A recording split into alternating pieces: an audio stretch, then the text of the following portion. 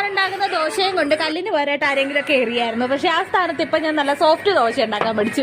എനിക്ക് തന്നെ ചില സമയങ്ങളിലൊക്കെ അത്ഭുതം തോന്നാറുണ്ട്. അങ്ങനെ രാവിലത്തെ ഭക്ഷണമൊക്കെ കഴിച്ചിട്ടൊന്ന് ഉറങ്ങിപ്പോയി.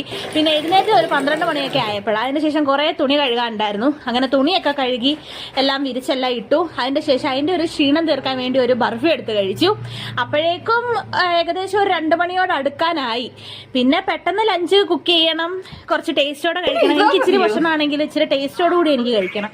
അതുകൊണ്ട് തന്നെ പെട്ടെന്ന് തട്ടിക്കൂട്ടി നമുക്ക് സിമ്പിളായിട്ട് ടേസ്റ്റി ആയിട്ട് ഉണ്ടാക്കാൻ പറ്റും ഒരു വെജിറ്റബിൾ പുലാവ്. അങ്ങനെ ഞാൻ പെട്ടെന്ന് വെജിറ്റബിൾ പുലാവ് എല്ലാം ഉണ്ടാക്കി. അതിന്റെ സൈഡ് ഡിഷായിട്ട് അച്ചാറുണ്ടായിരുന്നു. പിന്നെ കുറച്ച് മുട്ടയും കൂടെ പുഴുങ്ങി. അങ്ങനെ മുട്ടയെല്ലാം പൊളിക്കുന്നുണ്ട്. അതിന്റെ മുട്ടയുടെ 1/4 ഭാഗം പൊളിക്കുന്ന തോടിന്റെ ഒപ്പം പോകുന്നുണ്ട്. അങ്ങനെ പുലാവും മുട്ടയും എല്ലാം കഴിച്ചതിന്റെ ശേഷം പിന്നെ കുറച്ച് നേരം ഒന്ന് റെസ്റ്റ് എടുത്തു. കുറച്ച് നേരം കൂടി കിടന്നു, ഉറങ്ങിയില്ല.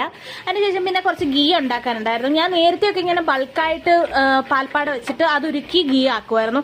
ഇപ്പൊ ഞാൻ പെട്ടെന്ന് ഇച്ചിരിച്ചുള്ള പാൽപ്പാട അപ്പം തന്നെ ഉരുക്കി, കാരണം കുറച്ചധികം കാണും പാൽപ്പാട, അപ്പം തന്നെ ഉരുക്കി അപ്പം തന്നെ ഗീ ആക്കി അങ്ങ് മാറ്റും.